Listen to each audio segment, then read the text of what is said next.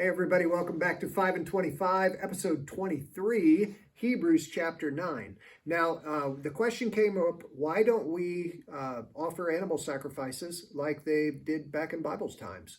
And if you've been following along, you realize I always joke that the Bible's a bloody book. I mean, think of all the animal sacrifices that have been a part of our story so far. Adam and Eve sin, and God kills an animal and makes clothing for them. And then Abraham is about to sacrifice his son, but there's an animal that replaces his son. There's an animal sacrifice on behalf of his son. And then remember the Passover, where an animal sacrifice, there was blood over the doorpost.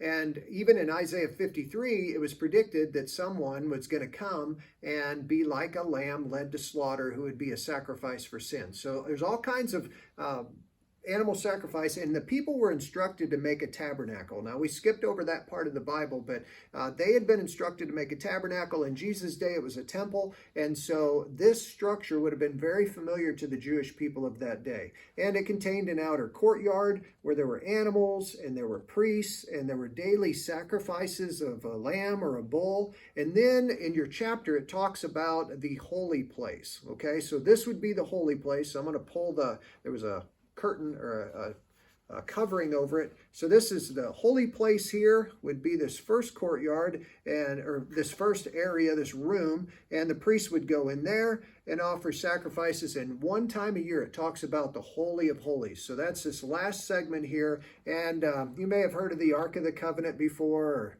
seen the old Indiana Jones movie, but the Ark of the Covenant was in this holy of holy places. And in episode 16, we talked about the veil being torn between the Holy of Holies and the rest of the temple here. And so there's a lot that's being written about this. It just kind of helps me when I have a picture of what they're talking about. So when they talk about the tabernacle, they're talking about what we see illustrated here. They also say that this is like something that's in heaven, that it's human made here, but in heaven there's something else, and that Jesus went into heaven in the most holy place, but he didn't, like a high priest, he didn't come with the blood of a lamb. Jesus came with his very own blood. And something significant happened there, is that his one sacrifice took care of all the penalty of sin. So there's no more. Why don't we continue to offer animal sacrifices like they did in the Bible?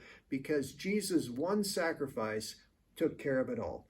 And that has cleansed sin, and we can have the forgiveness of sin because of what he's done. So I hope this illustration helps as you're reading this chapter. Now, at the very end of the chapter, something significant is stated. Jesus came the first time, Isaiah 53, to be a sacrifice for sin, but note, he's coming back.